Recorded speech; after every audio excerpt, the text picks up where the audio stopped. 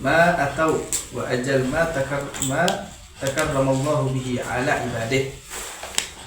Pertama adalah dijelaskan kembali pentingnya mengulang-ulang. Ya, kepada siapa? Ya kepada si lawan pembicaranya, baik itu murid ya, dalam balaghah atau dalam tausiah ceramah, ya kan? Seringnya untuk mengulang sesuatu, ya, an-din a'zam, ya, bahwa agama ini adalah pemberian terbesar, ya, yang diberikan oleh Allah Subhanahu wa taala.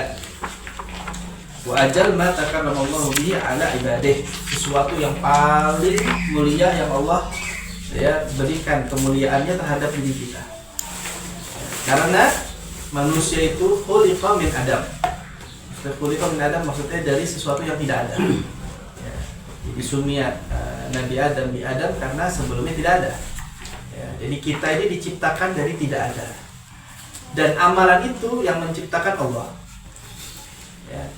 Dan agama ini datangnya dari Allah Subhanahu wa taala. Jadi kita nggak boleh ya menyatakan tentang bahwa kita ini memuliakan Islam. Ya, melainkan kita mulia karena Islam. Ya, karena adanya agama Islam lah yang membuat kita menjadi mulia. Ya, karena itu takrir kalam alaihim an-din, bahwa agama yang datang ini ya adalah sesuatu yang paling mulia yang Allah berikan kepada kita. Karena ini pintunya. Pintu di mana kita mengenal Allah Subhanahu wa taala dan pintu di mana kita mengenal Nabi Muhammad sallallahu alaihi wasallam. Ya, dan Nabi Muhammad sallallahu alaihi wasallam adalah mauhibah. Ya, innama ana rahmatun muhdah. Ya, aku ini adalah rahmat, kasih sayang Allah Subhanahu wa taala yang dihadiahkan buat kita. Ya, hadiah terbesar dari Allah Subhanahu wa taala terhadap hambanya. Dengan mengenal agamanya, dengan mengenal adanya Islam, ya, berarti kita sudah dalam posisi al-istislam, menyerahkan diri kepada Allah Subhanahu wa taala. Ya, masyarakat itu pada saat ini khususnya orang-orang itu kehilangan ta'zim atas agama. Itu sudah mulai hilang udah di dalam masyarakat awam khususnya. Jadi agama ini dinomorsekiankan. Mereka lebih mengutamakan kebutuhan mereka, ya. Karena itu saat anak-anak yang mereka sekolahkan, ya, kita nggak bermasalah nih. Anak-anak mau disekolahkan di umum, mau nanti dia akan masuk ke jenjang perguruan tinggi dan seterusnya. Itu kita di dalam agama nggak mempermasalahkan itu selagi mana memang bermanfaat. Ya, selagi mana memang memiliki sesuatu yang berpotensi ke depannya bermanfaat untuk orang lain. Tapi al-gharas, tujuan utamanya apa? Nah, tanaman yang ditanamkan oleh orang tua mereka terhadap anak-anak dalam pendidikan, ayo belajar, ayo menjadi berprestasi biar nanti kamu bisa mendapatkan uang, bisa mendapatkan pangkat, bisa masuk dalam PNS istilahnya kalau sekarang dan lain sebagainya. Tujuannya sudah bukan lagi agama. Ya, jadi pondasi mereka dalam mempelajari sudah nggak lagi agama. Agama itu nggak dijadikan, ayo kamu belajar biar kamu bisa menjadi orang yang bermanfaat untuk agama ini. Apapun juga, baik kamu menjadi dokter, baik kamu nanti menjadi hakim, baik kamu nanti menjadi presiden sekalipun, selagi mana tujuannya adalah ad-din, berarti nanti semuanya akan memiliki potensi yang baik. Nah, ini yang sudah hilang. Ya, jadi nggak ada ya sesuatu yang membuat mereka itu ada unsur dalam tujuan mereka adalah agama. Ya, kadang juga muballighin ini ya ada sedikit kerancuan saat mereka itu seakan-akan menafikan, oh, orang yang belajar di sekolahan umum itu berarti jauh dari agama. Orang yang lulusnya kuliah berarti dia nggak punya dasar agama apapun. Salah. Mereka yang belajar apapun, mereka yang punya jenjang pelajaran seperti apapun, selagi mana memiliki fondasi yang pas, nggak ada masalah. Ya, intinya adalah takrir, mengulang-ulang kepada mereka bahwa apapun posisi mereka sebagai bentuk pelajaran mereka ataupun kesibukan mereka dan pangkat mereka, jangan pernah melepaskan bahwa agama yang diberikan oleh Allah Subhanahu wa taala adalah tujuan utamanya. Ya, ini menjadi tujuan utamanya. Wa anna alaihi ya tatarattab sa'adatul abad. Nah, karena dengan agama inilah ya akan mendapatkan daripada as-sa'adah, ya, kebahagiaan yang seterusnya selamanya dah. Ya, yang selamanya nggak akan pernah ada habisnya. Ada pun nanti ujian-ujian di belakangnya, kesulitan-kesulitan, itu semuanya adalah sebagai bentuk, ya, sebagai bentuk di mana Allah Subhanahu wa taala menginginkan kepada kita biar kita itu enggak stuck dalam satu posisi aja. Ya, karena itu dikatakan dalam sebuah hikmah, ya, Imam Athaillah itu mengatakan di antaranya bahwa Allah Subhanahu wa taala menjadikan ya adanya musuh-musuh kita, yaitu setan dan sejenisnya, itu adalah hikmah besar untuk menjadikan kita lebih dekat kepada Allah Subhanahu wa taala. Ya, andai tanpa adanya musuh-musuh tersebut, ya kita akan stuck aja. Nggak ada semangat-semangatnya. Orang dalam mengerjakan sesuatu tapi ada ujiannya, ada cobaannya, semangatnya akan lebih tinggi. Ya, tapi kalau enggak, datar aja, kayaknya gampang aja, ya udah dia akan santai akhirnya. Ya, nggak ada sesuatu yang memicu, ya, jadi bahan pacuan untuk dirinya untuk lebih baik lagi, nggak ada. Kenapa? Karena nggak ada yang mengganggu. Tapi saat adanya sesuatu yang mengganggu, dia akan sadar bahwa perlu adanya sesuatu yang kuat dalam dirinya, ya, baik dalam pondasinya, dalam menjalankannya, dalam ibadahnya, perlu adanya penguatan. Tapi kalau lancar begitu aja, ya udah, kayak nggak ada sesuatu untuk membuat dia semakin baik. Ya, seperti orang yang lagi berdagang, ya, usaha dan lain sebagainya. Itu kadang-kadang adanya harga yang naik, adanya barang-barang yang ternyata kualitasnya tidak sesuai yang dia mau dan lain sebagainya. Itu membuat dia itu menjadi semangatnya dia untuk bisa lebih baik lagi. Wah, ini berarti gagal dalam hal ini, saya mau lebih baik dari ini. Oh, berarti saya nggak harus begini, berarti saya harus begini. Ada sesuatu yang diputarkan dalam pikirannya dia untuk lebih semangat. Nah, ya, jadi dalam agama ini adanya godaan setan, adanya nafsu, adanya ini, semuanya itu adalah sebagai bahan untuk lebih lagi, ya, untuk lebih lagi. Jadi jangan merasa, ya, wah, ini kalau kita berkaitan dengan agama akan banyak ujiannya. Ya memang, ya, dengan ada semakin tinggi orangnya, semakin tinggi terpaannya. Jadi nggak ada masalah, ya, saat seseorang itu menjadikan, ya, tujuannya dia adalah agama, karena ya tatarattab sa'adatul abad wal fauz bid darajat, yang pastinya akan mendapatkan daripada kemenangan dengan derajat yang tinggi, wan najah minan nar, dan keselamatan dari api neraka, wa anna dunya la tusawi indallahi janaha ba'udah. Ya, biar mereka sadari bahwa dunia ini yang ada sekarang ini tidak ada sebanding apapun bahkan dengan satu daripada sayapnya nyamuk. Ya. Karena saat orang adanya azamah, ya, adanya rasa ta'zim terhadap sesuatu yang tidak seharusnya, itulah yang akan merubah tujuannya. Ya, tujuannya dia akan berubah.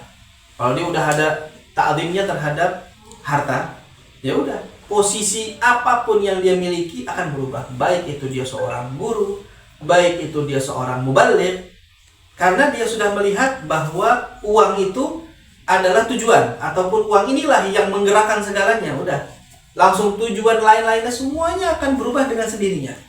Ya, jadi jangan dijadikan harta dan dunia ini sebagai tujuannya. Apapun itu, baik dia dalam belajar, baik dalam dia menjadi seorang dokter, atau dia menjadi seorang insinyur, atau apapun.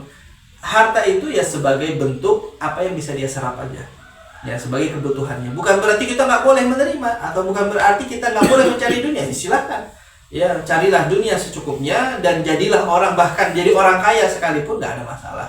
Ya, dikatakan, ya, menjadi seorang dai, ya, ataupun seorang ulama yang kaya itu lebih baik daripada seorang ulama yang miskin. Kenapa? Seorang ulama yang kaya, dia udah nggak ada lagi, ya, pandangannya terhadap dunia itu udah kayak, ya udah punya kok. Tapi seorang dai ataupun seorang ulama dia miskin, ya, itu godaan terhadap dunianya itu lebih besar. ya lebih besar. Nah, jadi ya bukan berarti kita dilarang untuk menjadi seorang yang punya harta atau kaya, dan ya, silahkan selagi mana jalannya tidak salah dan tidak menanamkan dalam hatinya itu.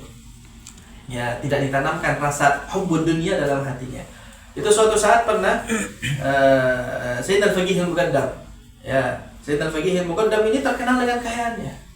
Jadi kaya, punya perkebunan kurma yang sangat luas dan banyak, hartanya melimpah. Ya, dia kaya raya.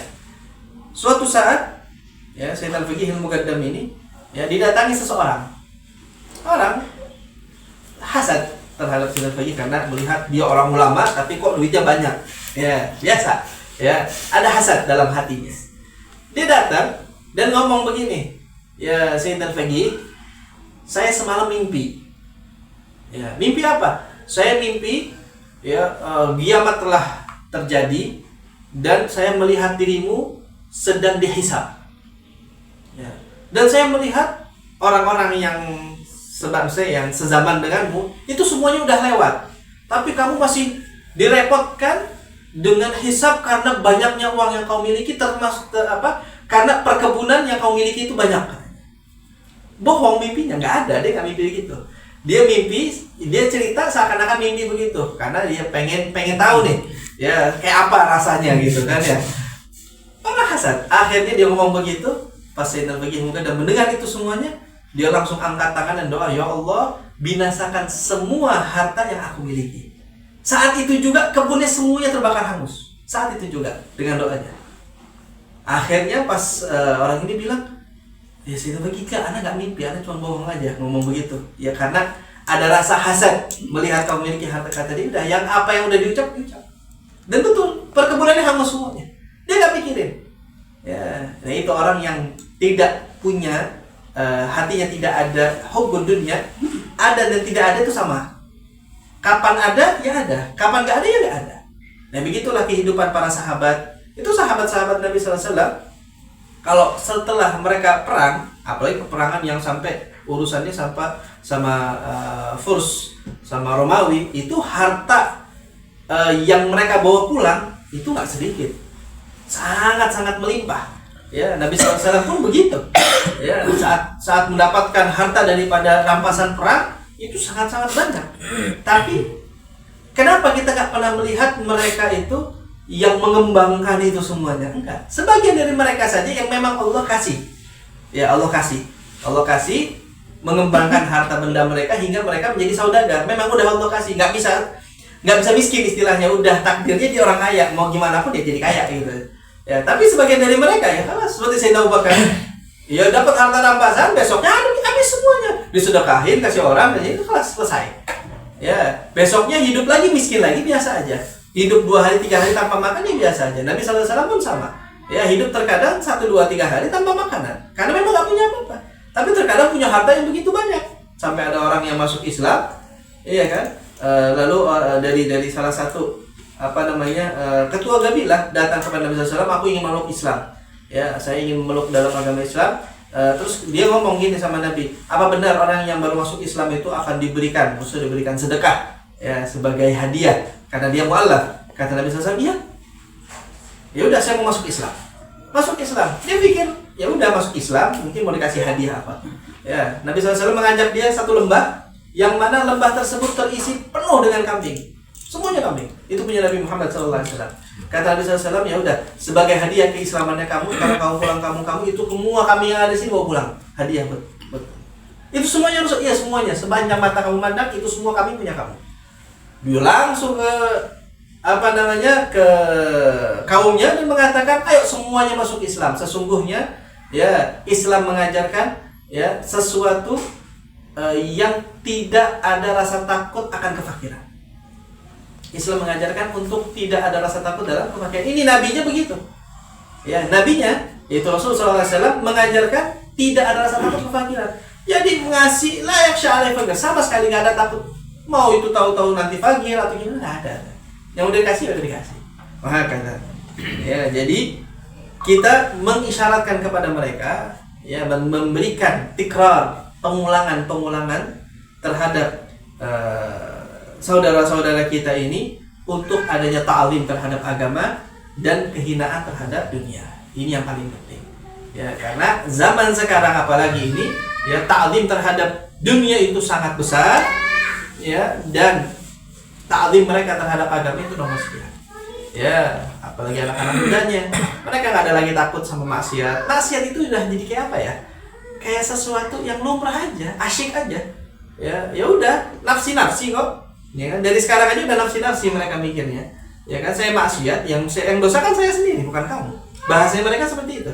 Ya, yang salah, yang penting viral, yang penting dikenal orang, yang penting apa? Nggak ada masalah. Mau itu saya bisa viral karena perzinahan, mau itu saya viral karena pencurian, mau itu viral karena saya membunuh, nggak ada masalah. Yang penting saya dikenal. La ilaha illallah. Ya, ini yang terjadi. Ya, jadi kenapa? Karena kurangnya pemahaman terhadap mereka tentang taklim. Nah, tugas kita sebagai para guru dan para dai, para ulama dan para mudarrisin yaitu mengulang terus hal tersebut. Ayo, ya, jangan pernah meremehkan syiar agama, jangan pernah meremehkan tentang keagamaan, dan jangan jadikan agama ini cuma sekedar simbol, ya, melainkan agama ini adalah fondasi. Kamu tidak akan menjadi apapun tanpa agama ini, dan tidak akan menjadi siapapun tanpa agama ini. Dan kelak, ya udah, semua jelas. Orang yang beriman kepada Allah Subhanahu Wa Taala, ya kelak akan ada ya perhitungannya. Ya. Lalu dikatakan kembali, husnul isra wal istima' inda tilawah. Ya. Wa an la yamassul mushaf illa ala taharah bal yanbaghi hirsuhum ala taharah li kulli durus fi mukhtalafil ahwal. Nah, ini yang juga sangat penting nih. Husnul isra wal istima' inda tilawah. Ya, kita ini penting sekali untuk betul-betul menyimak, khususnya dalam Al-Quran, ya, dan apapun juga sebetulnya yang terjadi, ya, pada acara-acara ataupun sesuatu yang berbentuk syiar saat ini, ya kan, Al-Isra ini menjadi nomor sekian. Al-Isra itu menyimak, ya, menyimak, mendengarkan, ya. Biasanya ya, sekarang perayaan Maulid lah yang paling sering, kan kita ini kan lebih sering dengan perayaan Maulid. Ya, Maulid dibacakan, ya, Masya Allah yang baca Maulid, ya, yang main hadrohnya. Tapi yang menjadi contoh sebagai orang yang menyimak seharusnya itu kan para ulamanya. Mereka ada menghayati dalam bacaan Maulid tersebut, ada kekhusyuan, ya, ada hudurul qalb. Ya, kita kalau lihatlah seperti Sayyidil Haimar itu kalau di Maulid yang malam Jumat, ya, beliau betul-betul fokus dengerin, menyimak, tafa'ul, ya. Nah, ini yang hilang sekarang, khususnya kita nih. Ya, khususnya kita. Ini yang hilang. Ya, jadi ini benar-benar PR banget buat kita. Ya, PR banget buat kita. Kenapa hilang? Setiap acara-acara Maulid yang kita hadiri, pertama, kebanyakan dari kita hadirnya, apalagi kalau yang diundang ya, hadirnya pas ceramahnya doang. Ya, ini jujur-jujuran aja deh. Hadirnya pas ceramahnya doang. Ya, atau pas lagi baca Maulidnya, ya, dia asik, ya, di belakang, ya kan, lagi baca Maulid nih, udah, ya Rabbi Sallallahu Muhammad, ya udah. Ya, ini kan ustadz-ustadznya di belakang dulu dah. Ya, namanya rumah istirahat katanya gitu ya. Padahal rumahnya dekat gitu ya. Rumahnya dekat gitu. Ya, paling berapa menit lah dari rumahnya ke acara. Taruh di rumah istirahat dulu, ya, kopi, teh, ya, jamuannya Masya Allah. Orang lagi sedih, orang lagi khusyuk, orang lagi nangis, yang di belakang cekak-cekik, ya. Ustadznya ketawa-ketawa, atau ngobrol, atau asyik, sama sekali nggak ada isra, sama sekali. Ya, hingga ini yang menjadi sudut pandang. Ini pelajaran penting. Kenapa? Menjadi sudut pandang kepada siapa? Mereka yang hadir akan mengatakan, nanti kalau Anda jadi ustadz, Anda mau kayak gitu. Anda nggak mau yang repot di atas panggung, ikut baca, ikut memukulin hadroh. Ya, mendingan Anda di belakang, dapat kopi, dapat jajanan, dapat ini, ya, mungkin dipijitin dan lain sebagainya. Ya, ini yang akhirnya hilang. Ya, jadi ini PR banget buat kita nih, biar kita nggak gitu-gitu amat lah. Ya, jadi agak sedikit mengurangi hal-hal seperti ini. Ya. Sebisa mungkin seenggaknya kita ada di atas ataupun hadir bersama dengan mereka, menyimak ikut baca dengan mereka. Kalau nggak bisa karena sibuk, ya datangnya mungkin memang pas-pasan, tapi pas datang ya duduk. Bukan datang, tetap aja nunggu di belakang. Pas dipanggil namanya baru datang ke depan. Selesai dipanggil balik lagi. Nah, ini ya kayak iklan doang jadinya gitu ya. Jadi kayak cuman dipanggil balik lagi, nggak hadir maulid. Ini dia cuman ya penyampai aja jadinya. Enggak, kita nggak mau begitu. Kita ingin hadir maulid, ya dengarkan, ya menyimak, hadir, dan adanya isqa. Baik itu dalam tilawatul Quran ataupun maulid ataupun apapun yang sekiranya dibutuhkan. Ya, yang sekiranya memang harus untuk hadir duduk. Ya, kalaupun terlambat, ya itu mungkin masih di ini. Tapi saat hadir pun dengan khusyuk. Ya, dengan khusyuk, bukan dengan ya seringnya ya PR lagi buat kita ya, karena kita terlalu sibuk sama HP kita kadang-kadang. Ya, maulid dibacakan atau bahkan ya mulai ini acara sudah selesai maulid, sudah ada tilawah misalnya, dimulai dengan tilawatul Quran. Ya ini qari Masya Allah membaca dengan ayat-ayatnya, dia asyik dengan HP-nya. Ya, ini sudut pandang yang sangat kurang baik khususnya bagi awam. Awam akan melihat gurunya saja tidak ada ta'lim. Ya, baik dalam bacaan Al-Quran, baik dalam yang disampaikan, atau si penceramah sedang berceramah, dengerin. Karena kalau kita ingin orang-orang yang hadir mendengarkan ceramah, setidaknya yang guru-guru pun menyimak apa yang diceramahkan. Ya, kadang ya udah sama-sama guru, udah sama-sama ini, ya udah yang diceramah ya udah saya mau ngobrol aja. Ya, paling ngomongannya kurang lebih saya sudah tahu. Memang sudah tahu, tapi nggak ada salahnya. Ya, karena yang kita lihat daripada Sayyidil Hayy Umar itu sangat menyimak, bahkan kalau datang ke Indonesia itu harus ada yang menerjemahkan ke bahasa Arab untuk mereka-mereka yang berceramah, siapapun juga, pejabat kek, pelawak kek yang ceramah, nggak ada urusan. Pokoknya siapapun yang berbicara, terjemahkan, hewan mau dengar apa yang mereka sampaikan. Kenapa? Karena penyampaian ini akan ya kalau saya mau didengarkan, saya harus mendengarkan juga. Udah menjadi timbal balik. Nah, ini kan kita kadang-kadang nggak ada respon terhadap hal-hal begini, kurang. Ya, penceramah berceramah, ya kita asyik dengan urusan kita, dan akhirnya ya begitulah. Ini yang perlu diperbaiki, benahilah. Ya, khususnya buat kita-kita ini. Kalau orang-orang lain seperti apa di luar sana, ya Allah alam dah. Di jalannya mereka begitu. Mungkin ini udah menjadi tren ya. Menjadi tren yang sudah membaur di masyarakat. Yang namanya ustadz biasanya duduk di belakang, yang namanya ustadz itu datang pas ceramah aja atau bagaimana, itu udah menjadi adat. Ya, kita rubah.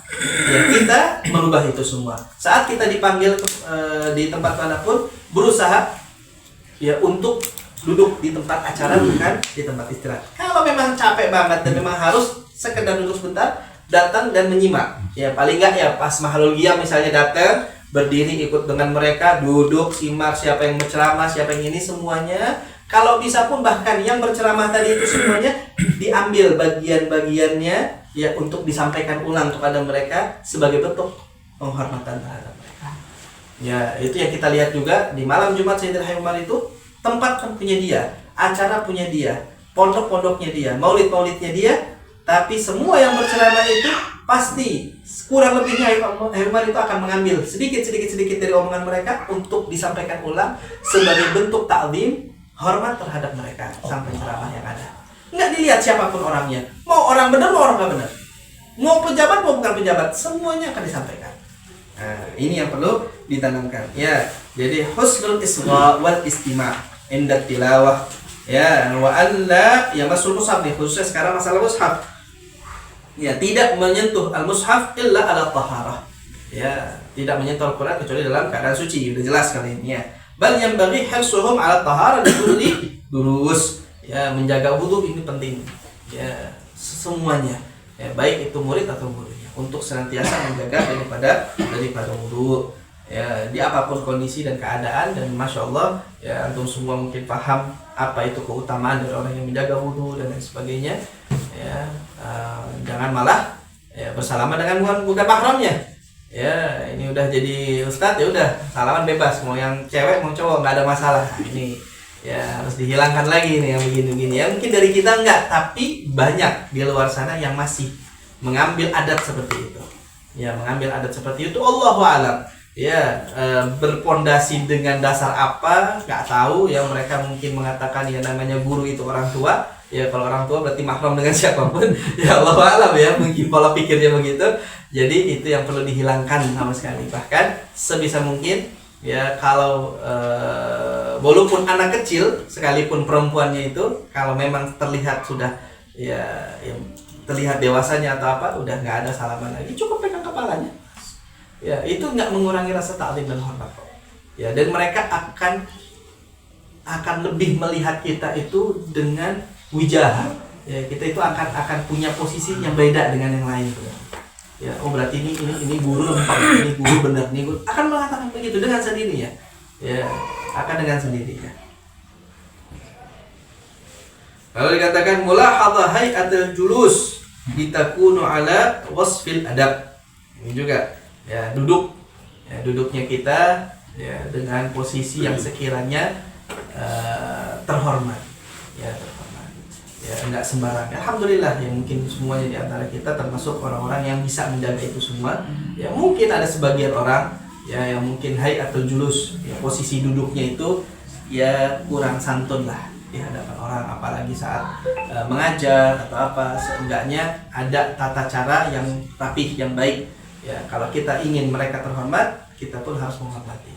Ya, kita menaruh kitabnya seperti apa, ya memposisikannya, ya nggak menaruh sembarangan. Ini yang akan menjadikan murid-murid itu pun akan sama. Ya, makanya beberapa pesantren itu dulu Al-Faqih pernah di mana Sukabumi, Darul Habib, itu murid itu nggak ada yang boleh duduk begini. Ya, waktu belajar murid nggak boleh duduk bersila, itu nggak boleh. Tawarruk atau iftirash. Jadi harus begini. Kesemutan nggak ada urusan. Itu jadi kewajiban. Ya, awal-awalnya kita pikir apa kok sampai begitu banget. Ya. Tapi ternyata ya itu akarnya besar. Ya, mereka akan terbiasa dengan itu dan akhirnya mereka tahu takdim. Ya, tahu menghormati. Duduk di depan guru seperti apa. Ya, kita nggak diajarkan sampai harus bungkuk-bungkuk banget, jalannya sambil merayap-merayap, enggak sampai segitunya. Setidaknya dalam beberapa posisi kita diajarkan untuk seperti itu. Ya, biar apa? Biar ada itu tadi penanaman, biar kita takdim terhadap guru, terhadap kitab. Ya, kitab yang nggak ditaruh di bawah, nggak taruh sembarangan. Bahkan pulpen ditaruh di atas kitab aja itu nggak boleh. Ya, itu dilamat gitu. Kita waktu dulu di pesantren nggak ada tuh naruh pulpen di atas kitab. Jadi habis tulis taruh sampingnya. Nggak ada naruh di atasnya kitab. Nah sekarang ya Al-Quran bukan kitab, bukan lagi pulpen, HP-nya taruh di atas Al-Quran. Ya, kelar baca Al-Quran ditaruh HP di atasnya. La ilaha illallah. Ya, jadi nggak ada ta'lim terhadap hal seperti ini. Ya, bahkan sebagian yang naruhnya di bawah Al-Quran. Ya, ini udah ya perlu banget, dan banyak sekali awam yang nggak ngerti akan hal seperti itu, ya kan? Nggak menghormati Al-Quran, nggak menghormati itu kitab-kitab ratib atau sejenisnya, naruh sembarangan, naruhnya di mana dan lain sebagainya. Ya itu perlu dibenahi lagi. Ya, mulahadhah hayatul julus, jadi duduknya kita itu seperti apa? Ya nggak sembarangan. Kalaupun pegel, kakinya kesemutan atau apa, harus sedikit diangkat, ditutupin dengan sesuatu, ambil ridanya apa tutup kakinya biar nggak terlalu kelihatan kakinya. Ya, apalagi sampai nyelonjor ataupun dibelakangkan kakinya, itu enggak. Ya, tidak melakukan hal itu kecuali kalau darurat, dia sakit atau memang sudah sepuh dan lain sebagainya, ya, lain cerita. Tapi secara normalnya enggak. Ya, secara normalnya enggak. Ya, itu kita melihat ya begitulah. Ya, guru-guru kita itu enggak pernah kita ngelihat yang sampai duduknya seperti apa, enggak ada. Ya, padahal mereka dengan usia yang nggak muda lagi, dengan kesibukan dan kelelahan dan capeknya mereka tetap duduk ya, waktunya pelajaran duduk 1 jam 2 jam, ya udah begitu, nggak berubah dari tempatnya. Ya, litakunu ala wasfil adab. Ya, lalu katakan alla tudha'ul kitab al-kutub 'ala al-ard mubasyarah wala 'ala khalfid duhur. Ya. Jadi nggak ada lagi menaruh kitab di atas tanah langsung, di atas karpet begini, ya nggak. Kasih sesuatu. Setidaknya ingin begini masih mending lah ditaruh di atasnya, itu paling enggaknya. Ya, tapi sebisa mungkin sesuatu yang tinggi. Ya biasanya adabnya itu di atas, minimal di atas mata kaki. Ada yang mengatakan paling nggak 1 jengkal dari tanah lah menaruhnya, ya tingginya itu. Ya, baik itu Al-Quran, baik itu kitab-kitab, ya kitab hadis, kitab apapun itu, bahkan buku-buku umum sekalipun.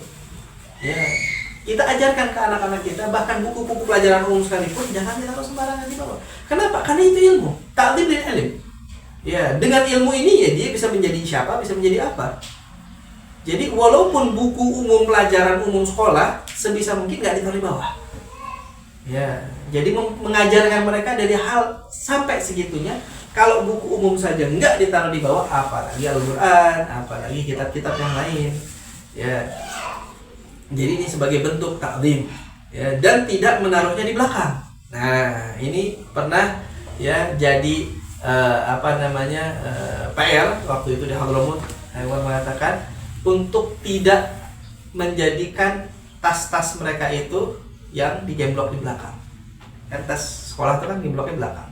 Ya, jangan pakai itu. Kalaupun udah terlanjur belinya begitu, taruh depan. Ya, atau di sampingin. Ya, dicantelnya di samping. Ya. Kenapa? Ya, karena sebagai bentuk tafa'ulan dari firman Allah Subhanahu wa taala, wa man utiya kitabahu wara'a dhahri. Enggak mau saat mengambil buku dari belakang. Ini seakan-akan sebuah sifat. Sifat siapa ya? Sifat itu tadi. Orang-orang yang mengambil kitabnya dari belakang, yaitu nanti di hari kiamat, yaitu orang-orang yang celaka, yang udah jelas pasti masuk nerakanya. Sampai segitunya.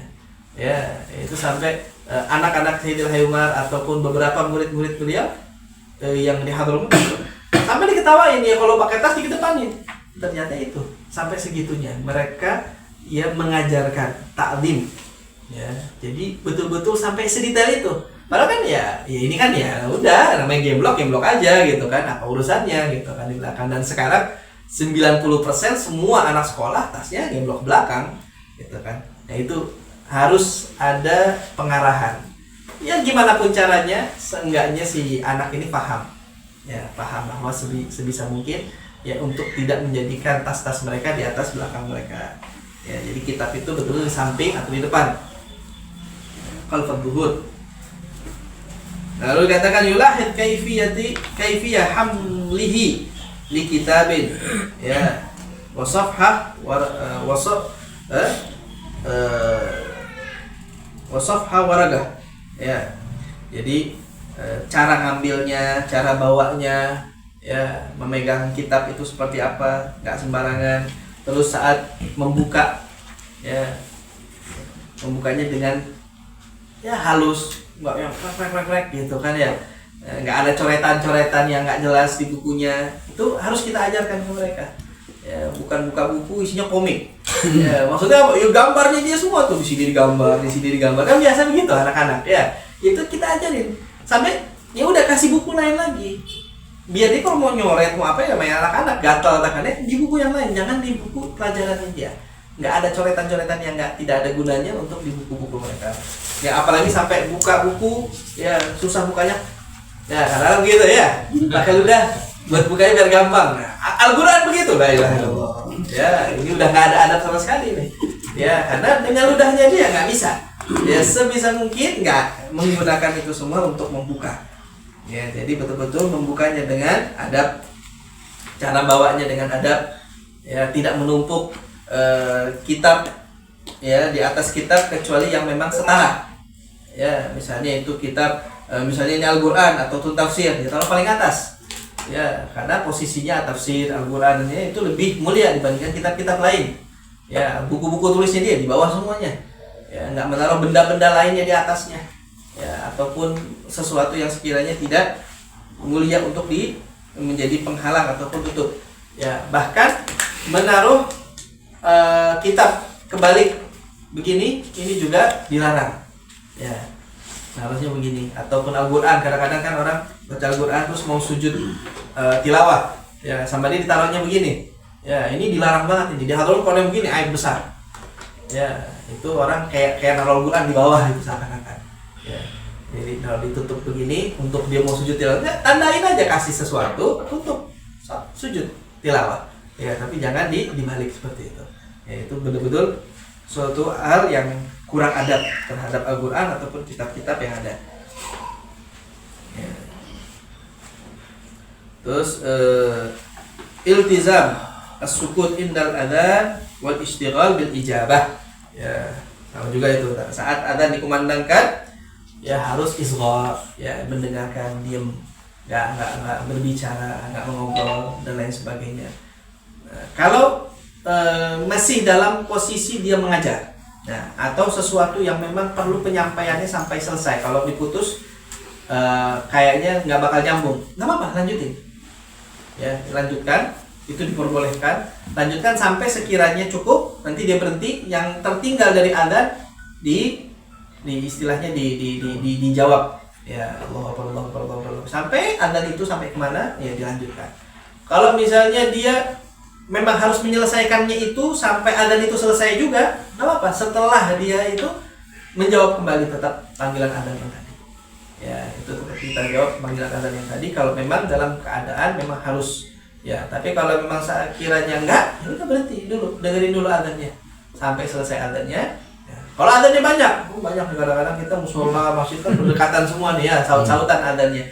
Ambil satu, sisanya udah nggak perlu, nggak ada masalah. Nggak harus semuanya kita jawab satu-satu, yang nggak selesai-selesai.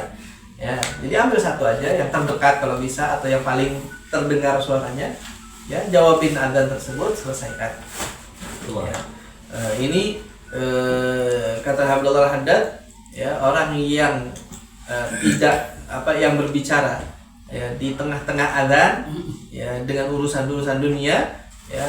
Yakhsha alaih an yamuta ala su'ul khatimah. Ya, sangat ditakutkan orang tersebut matinya dalam keadaan su'ul khatimah. Ya, jadi penting banget ya untuk bisa menjaga itu semua. Adapun hal-hal lain seperti pas buka puasa itu boleh ya. Pas buka puasa sambil jawabin adzan sambil makan itu nggak ada masalah. Ya, karena sesuatu yang memang dianjurkan juga. Buka puasa dianjurkan, jawab adzan dianjurkan. Jadi sesuatu yang tidak berlawanan. Ya, tapi yang lainnya nonton, ya atau obrolan, atau bahkan urusan jual beli itu stop dulu sebentar, nggak ada masalah sampai selesai adzannya baru dilanjutkan pembicaraannya dia dan lain sebagainya.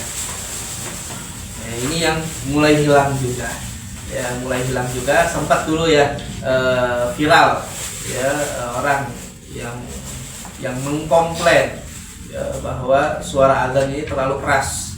Ya pernah kan dulu ada viral begitu ya, orang mengatakan komplain, wah suara adzan ini terlalu keras, harus dikurangin, harus begini. Jangan menyalahkan orang yang berbicara seperti itu. Kenapa? Karena dia tidak melihat dari kita memuliakan dan menghormati adzan tersebut. Andai dia tahu bagaimana orang-orang memuliakan adzan dengan seharusnya, dia nggak akan bicara seperti itu. Nggak akan. Ya. Nggak ada tuh orang yang komplain orang tawaf kebanyakan. Nggak ada. Kenapa? Karena mereka menghormati Ka'bah itu seperti apa dan kemuliaan ibadahnya itu seperti apa. Jadi orang nggak bakal berani mengatakan ngapain sih orang-orang itu bodoh-bodoh, kecuali orang ya mungkin akalnya agak sedikit curang ya. Dia akan mengatakan begitu. Tapi secara umum ya bahkan mereka yang non muslim sekalipun nggak berani, dia akan mengkomplain ngapain coba orang setiap pergi haji kumpul di sana kelilingin tawaf muter-muter, nggak ada. Mereka nggak akan berani. Kenapa? Karena tahu ini tempat yang dimuliakan oleh umat Islam. Nah, adzan pun saat kita memuliakannya dengan seharusnya, nggak akan ada satupun dari mereka yang komplain. Ya, saat adzan ini dikumandangkan, tapi adzan dikumandangkan orang sibuk. Ya ngapain itu kenceng-kenceng? Ya logika. Ngapain adzan kenceng-kenceng, orang kalian yang muslimin repot sama TV-nya, repot sama HP-nya, repot sama game-nya, repot sama kesibukannya. Ini adzan kenceng ganggu. Mau ngapain? Kalian juga nggak nyimak kok.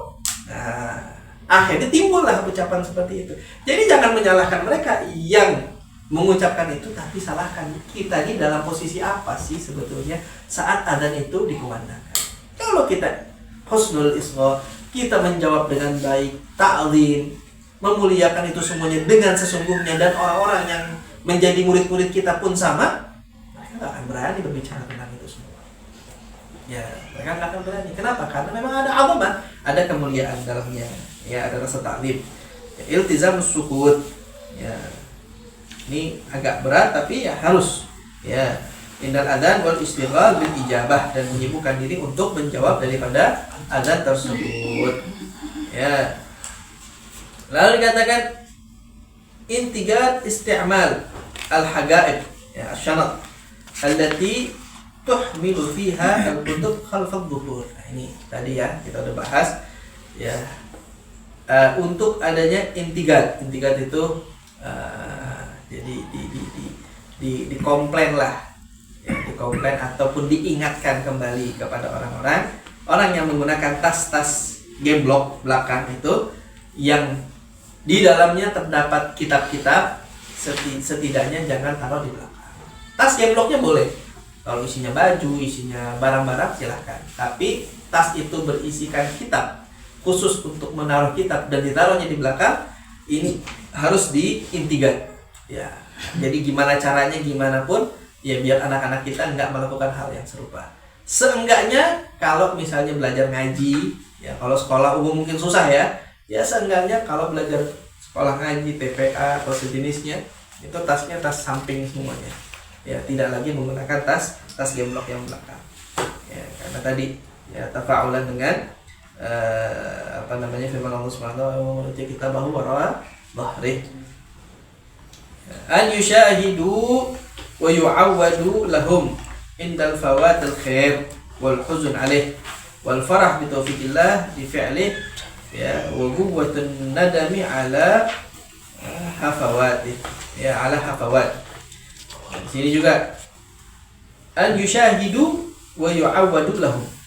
Ya, pertama yushahidu, berarti mereka itu biar melihat dulu sebelum kita mengarahkan dan mengajak. Kita harus memperlihatkan kepada mereka apa saat kita kehilangan suatu hal yang baik, ya, misalnya contoh sholat jamaah, kita ketinggalan sholat berjamaah, itu harus memberikan kepada mereka gambaran kesedihan kita karena tertinggalnya sholat berjamaah.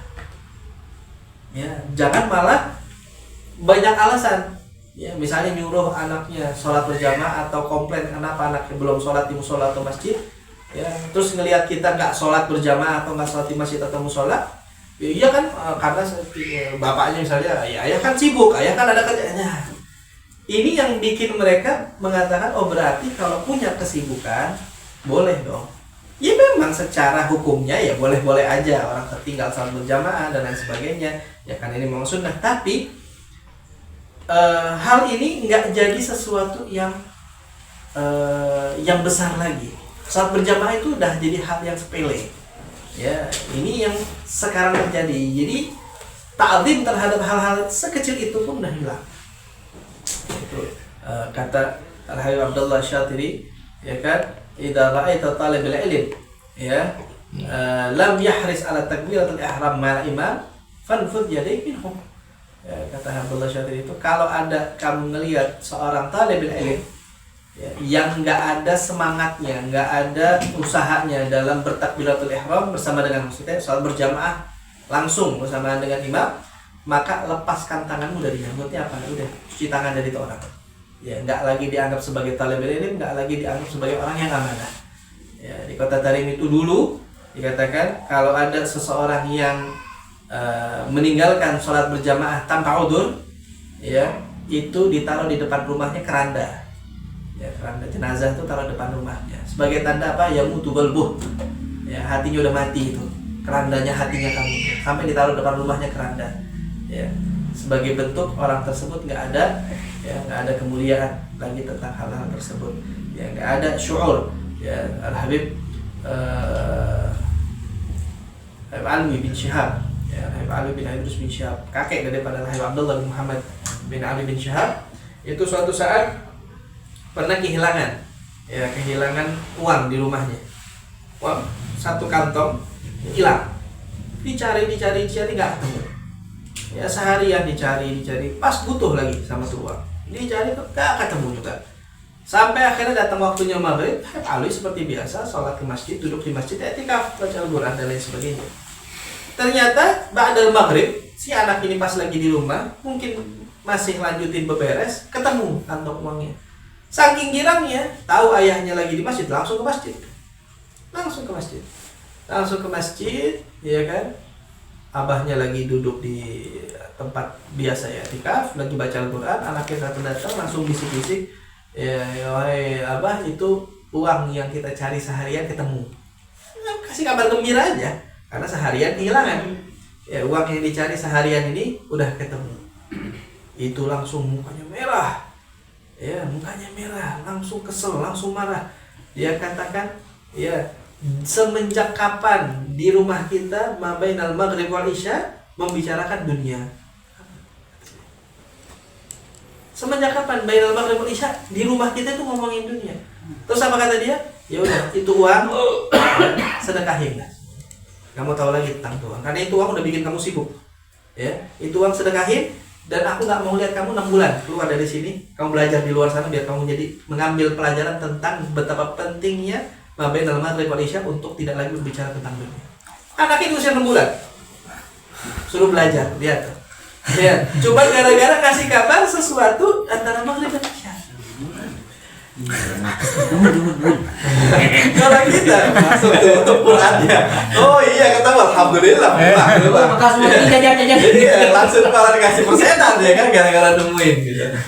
La ilaha illallah. Jadi ya kita nggak minta sampai sejauh itu, tapi setidaknya di waktu-waktu di mabainal maghrib wal isya, ya kalau kita punya kesibukan dan kita ternyata pulangnya telat karena kita kerja di luar, menunjukkan kepada mereka kesedihan.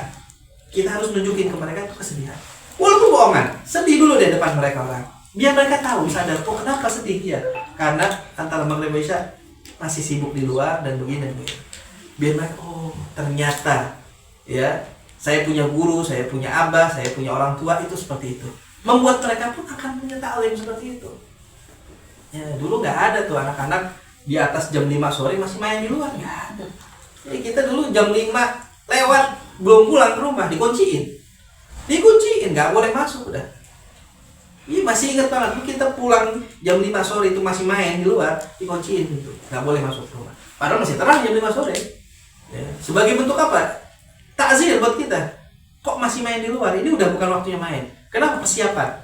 Ba'dal maghrib belajar, ya ke musola, baca Quran, tadarus dan lain sebagainya. Itu udah jadi umum. Makanya kita lihat maghrib atau sebelum maghrib anak-anak kecil sarungan, ya dari rumahnya udah pada siap, pada kofiahan, pada musola. Walaupun sampai di musola ya ada yang main, ada yang bercanda, nggak ada masalah. Itu lebih baik daripada sekarang. Ya, mabainal maghrib isya HP-an, nggak sholat berjamaah, nggak tahu sholat apa enggak.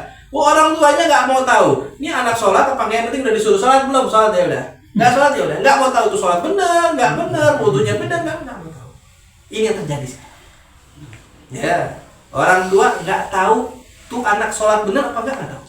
Sampai berapa banyak anak-anak, ya karena kita kan buka pesantren.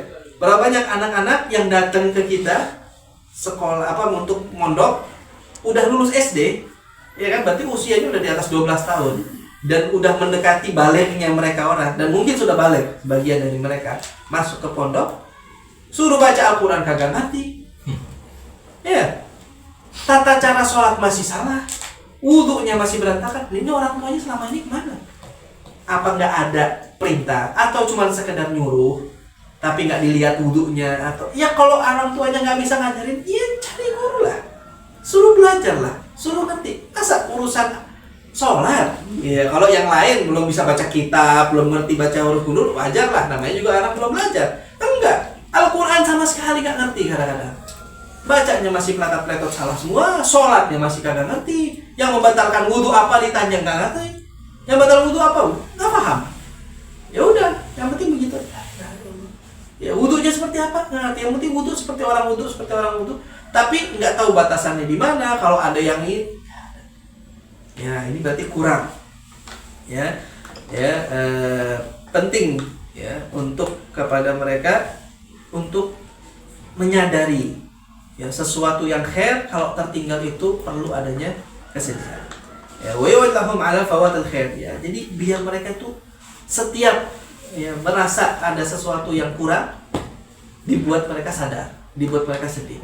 Ya, itu sampai dikatakan ada satu orang ya, seorang pemuda masih dalam jenjang belajarnya dia, dia mungkin saat itu agak sedikit lembur, capek, ya kan? Pulang dari tempat belajarnya sampai di rumah, biasanya di rumah itu di meja makan tuh ada kopi, ada apa gitu, udah disediain sama ibunya. Nah pas dia pulang karena capek, ngelihat nggak ada, ya langsung yang dia tanya, langsung dia komplain sama si anak ini, mana nih kopinya, kok nggak ada, gitu doang. Itu langsung dipanggil sama ibunya, ya kok bisa pulang dari luar yang dibahas kopi? Emang di luar nggak belajar? Emang di luar sampai segitu diomelin sama ibunya? Ya langsung dipanggil kakaknya dia yang perempuan, ya dipanggil, kata si ibunya, ini anak, ini adiknya kamu, ajarin dia taubat seperti taubatnya kamu saat tertawa. Ada masalah lagi. Jadi sebelumnya si perempuan, kakak ini yang perempuan, ya suatu saat lagi nonton TV mungkin atau lagi cerita, ketawanya terbahak-bahak, diomelin juga sama si ibunya dan suruh taubat, ya tuh, cuma tertawa bahak-bahak suruh taubat. Ini anak kita masih nggak pernah disuruh taubat, nggak pernah suruh apa, ya ini tertawa terbahak-bahak langsung disuruh taubat, suruh nangis, suruh nyesel. Nah ini suruh ngajarin ke adiknya nih, ajarin tuh adiknya kamu, ya seperti dulu saya ajarin kamu saat kamu tertawa bahak-bahak seperti apa taubatnya. Cuma sekedar urusan hal-hal yang remeh padahal, tapi karena hilangnya kesadaran mereka terhadap khair, ini yang perlu ditanamkan. Karena kalau udah mulai kurang sedikit, ya kurang banyak nantinya. Ya kurangnya banyak nanti, seterusnya akan kurang. Ya adzan tadi udah gak dijawabin, ya waktunya sholat di awal waktu sudah dimundur-mundurkan, sholat berjamaah sudah mulai ditinggalkan, ya bacaan Al-Quran sudah malas, dan itu semua hilang. Lama-lama nggak ada agama sama sekali. Jadi agama itu betul-betul hilang. Ya, kalau anaknya dipondokin, kalau anaknya nggak dipondokin, ya sampai kapan? Yang dipondokin berapa persen dari jumlah yang ada? Berapa persen?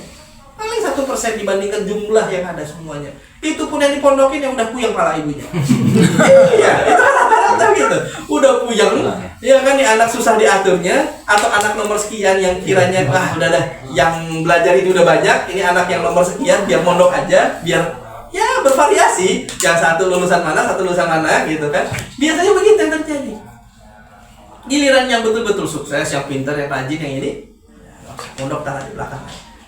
Ya, ini hilang sudah rasa-rasa. Bukannya ya kita nuduh orang-orang tua nggak mau, enggak. Cuma ini yang terjadi. Ini secara umumnya sampai menjadi pembahasan buah bibirnya orang. Anak yang dimasukkan pondok, kenapa kamu kok dipondokin, bandel ya? Pasti begitu. Iya, itu udah jadi omongan. Iya kan? Dulu anak waktu mau mondok itu waktu alhamdulillah ya di sekolah itu nilai lumayan lah, bukannya tinggi-tinggi banget tapi nggak rendah-rendah juga. Ya kan biasanya kan ditanya mau masuknya dari sini kemana nih, gitu. Biasa kan gurunya nanya gitu kan. Umi langsung bilang mondok. Loh, sayang ini kan nilainya begini.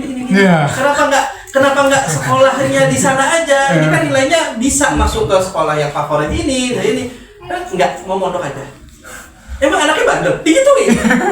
Memang anaknya di rumah bandel. Kok sampai dipondokin? Atau Umi anak, emang masuk pondok harus yang bandel doang? Gitu aja. Jadi itu udah mindset. Mindsetnya orang, anak masuk pondok pasti punya kasus. Dah. Kan ini jadi nggak enak gitu loh. Kita ingin merubah mindset seperti itu. Ya, pondok itu menerima semua memang. Kalau yang bandel aja alhamdulillah jadi ulama, apalagi yang nggak bandel, gitu aja deh.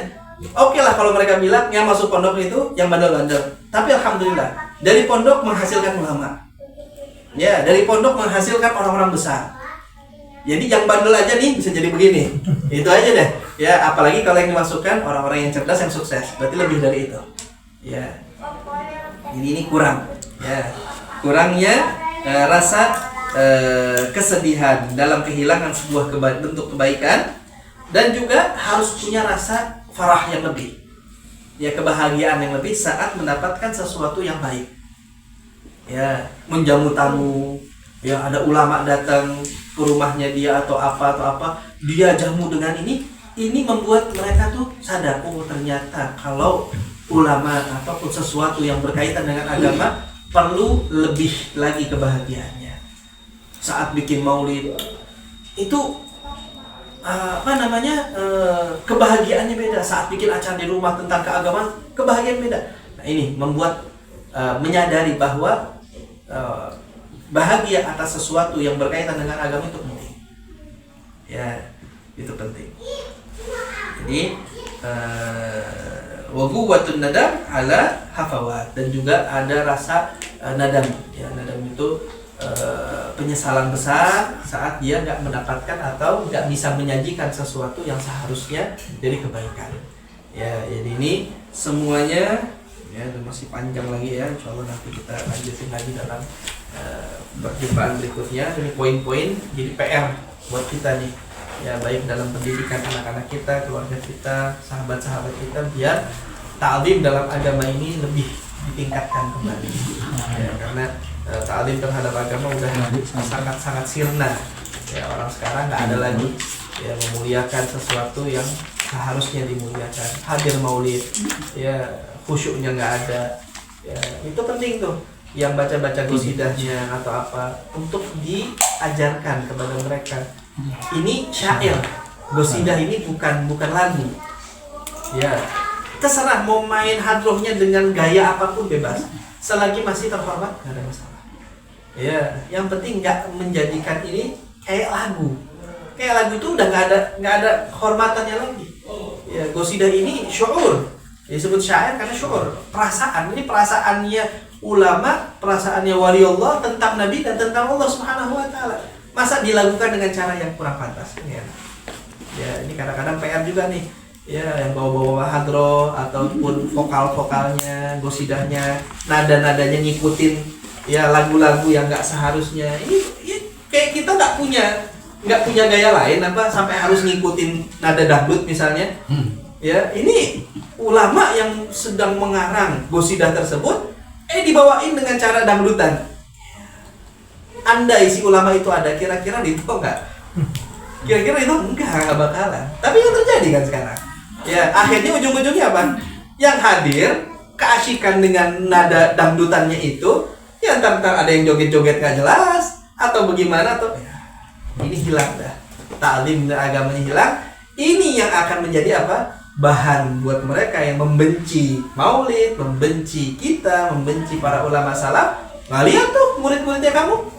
Ya, hadir maulid joget-joget, hadir maulid bawain gosidahnya udah kayak orang konser. Ya, tapi kalau kita lihat yang kayak misalnya Habib Syekh atau sebagainya, mereka rapi-rapi aja tuh. Bawain dengan nada yang terhormat, bawain gosidah dengan baik. Ya, enggak yang komplain pun ya ada insyaallah gitu tentang hal, tapi yang nggak jelas ini yang akhirnya dengan nada-nada yang kurang tepat. Waalaikumsalam.